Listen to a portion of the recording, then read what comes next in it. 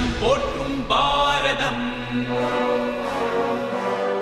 இது இணையில்லாமா காவியம் தர்ம அதர்ம வழியினிலே நன்மை தீமைக்கு இடையினிலே விளையும் போரினில் சத்தியம் வென்றிடுமா